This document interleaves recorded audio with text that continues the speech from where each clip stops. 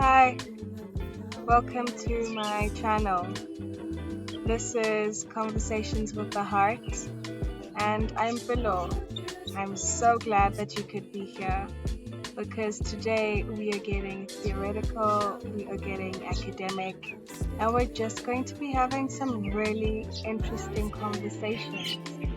So let's get into that. I'm also supposed to be writing an essay for my class, so we're going to be working together. You guys are going to be helping me. So stick around and gain some knowledge, because knowledge is power. Right, so the task at hand is to discuss the significance of post-colonial and decolonial dialogues in challenging empiricism in knowledge production and what is defined as knowledge. Nice, great, exciting. I'm all about knowledge. I'm all about what is true. I'm all about what is real. Social reality, knowledge, narratives, dialogues. So this question's delicious. Let's dig in, shall we? I think I'm really funny. Like, this paper just wants to turn. I think I'm really funny. Maybe we don't need to hone in on that, but I'm pretty funny. Okay, cool. So let's just get into that. Discuss the significance of post-colonial and decolonial dialogues.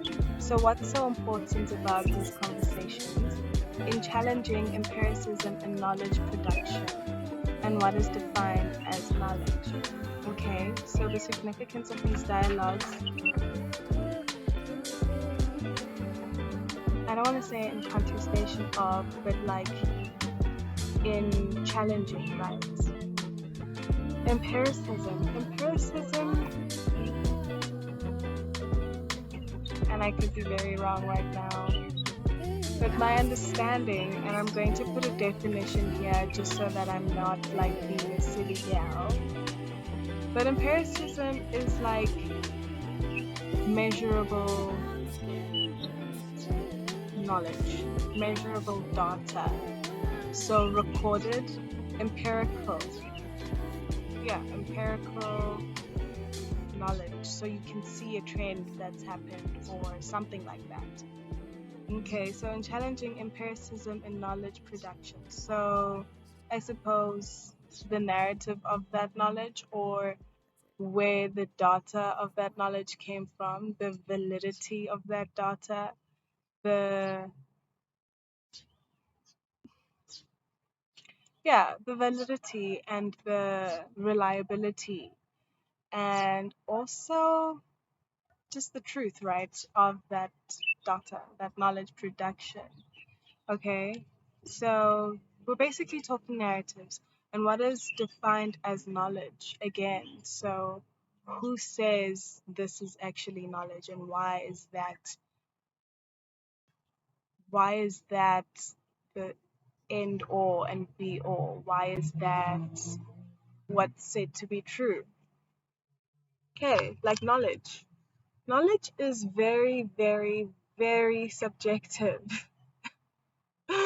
Knowledge is incredibly subjective.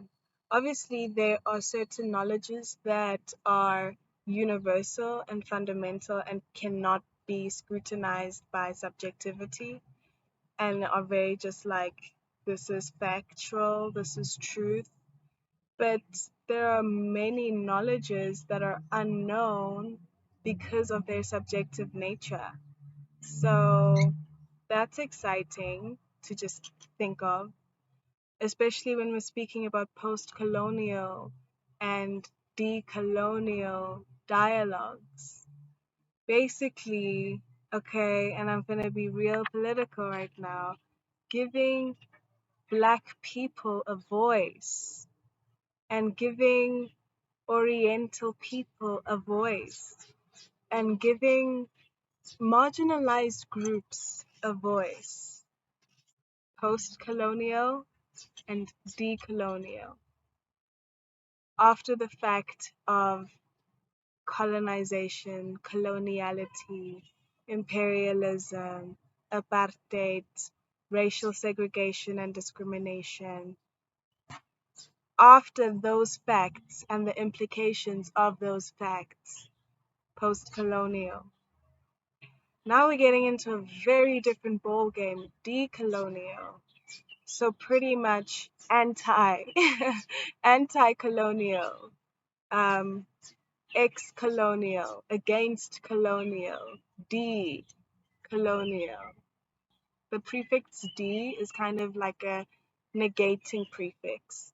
So when you are feeling moralized, like something makes you want to do something good and you have your high value, when you feel demoralized, it's the opposite of that. So D is an opposing prefix.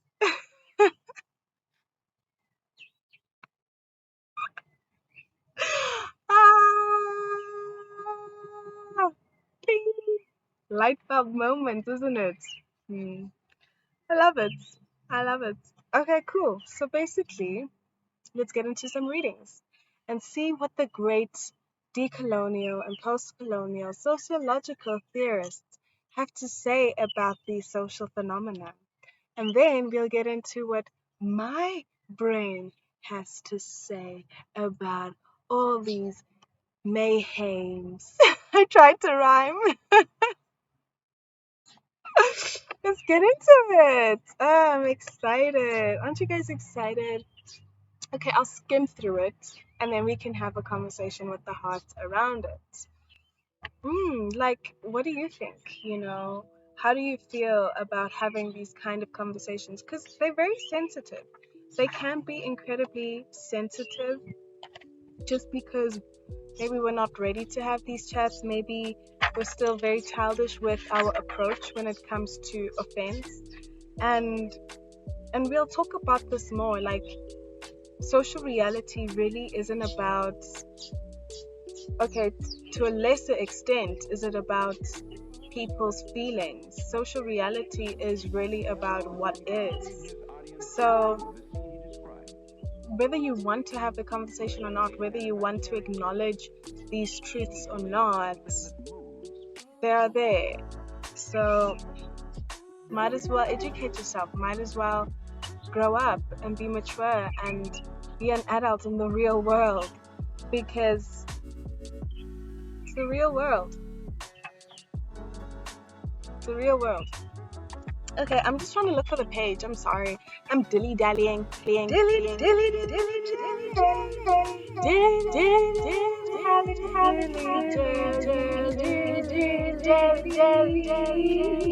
I am busy when I'm supposed to be finding the page for me to read. I am busy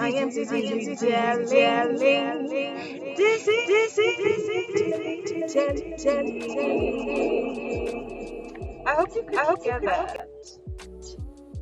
Oh my gosh. Oh, I'm struggling to find the reading because the pages are different. Let me pause this. I'm back. I found the pages. Okay, so this reading is Postcolonial Reflections on Sociology. So going back to the question, we know that this will answer us because we are talking about knowledge production, and knowledge production is about different disciplines of study, and sociology is a field of study. And we are getting into the post-colonial narrative and the post-colonial reflections. So, this reading's by Bambara G.K. Let's read the abstracts. I don't think I'm gonna read the whole reading here. Maybe just first paragraph from the abstract, but maybe this can start the conversation, and I'm really hopeful about that. Cool. So, This contribution addresses the impact of postcolonial critics on sociology by drawing parallels with the emergence of feminism and queer theory within the academy. These critiques were facilitated by the expansion of public higher education over the last 5 decades, and the article also addresses the implications of the privati- privatiza- private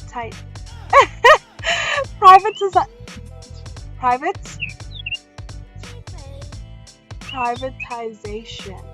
Oh wow, that took me a minute. The privatization of okay, cool. The privatization, marketization.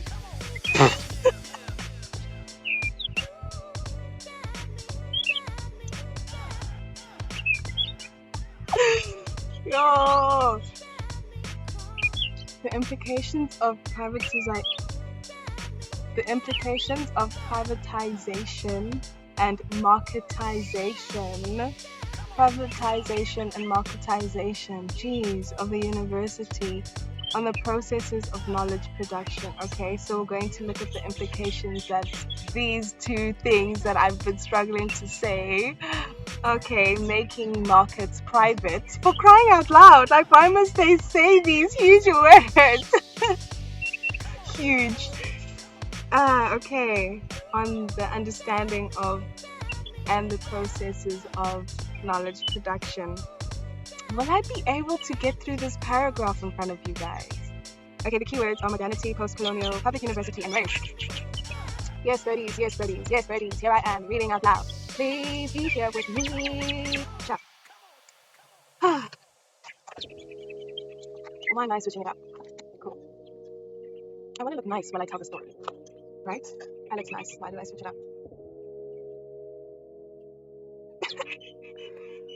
The move to mass higher education in the UK in the late 20th century opened up opportunities for increasing numbers of people who had not traditionally gone to university.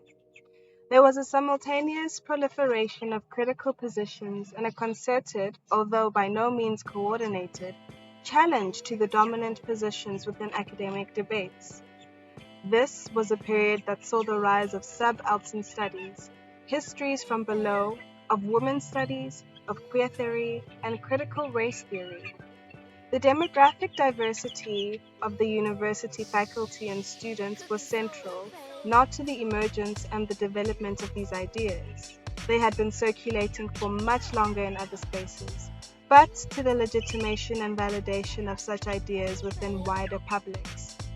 The university, as a commonly recognized site of knowledge production, has a key role to play in this wider legitimation of ideas, and the shift from a public to a privatized university system impacts also on this.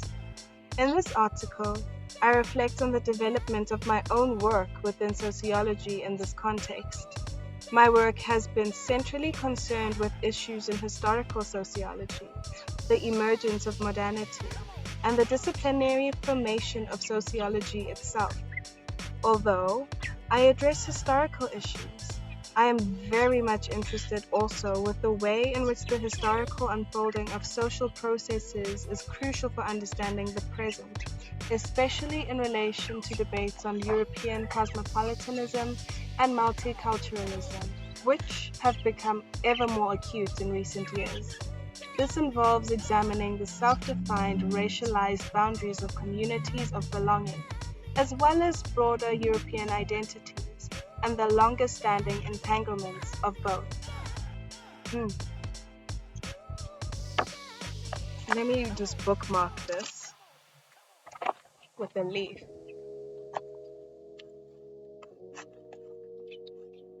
What do we say?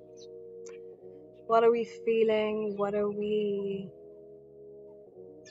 feeling and saying? So, I love conversations about identity. Hence the channel name, right? Conversations? Conversations with the heart, where we figure out our identity, right? Where we figure out the good and the bad of life, to put it simply. And to really consider time and to really consider history, to really consider present moments, and to really consider potentiality of the future. That's what the heart deals with, really, time. Now, if we're talking healing, it takes time, and healing happens in the heart. I'm just connecting these things for us. Anyways, I'm interested in postcolonial and decolonial studies because I'm also interested in diversity, equity, inclusion, and belonging. And in order for us to get to a point where we are living in a holistically multicultural, multifaceted human identity, okay, like people, humans from all spaces, corners, crevices, you understand, like people. You're a human, you're part of us, right? Until we get to a point where there is that awareness, that acceptance, that normalized social reality, then it's important for us to have conversations around the implications that history has had on our present. International relations are really reliant on history and the world wars that transpired and the alliances that were formed and the agreements that were made and the governing bodies that govern most of the world. Like, these conversations are critical in being a successful functioning human adult in the world. We're all here.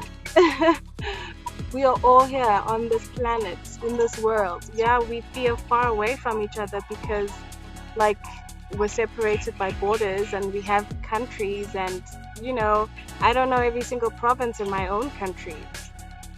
And that's the point. But at the end of the day, we're just all people. We're just all people. We are all people. You and me, can't you see? We belong in unity. You and me, can't you see? We belong in unity. Black or white, tall or short, skinny or fat. You and me, yeah, we belong in unity. That was very impromptu.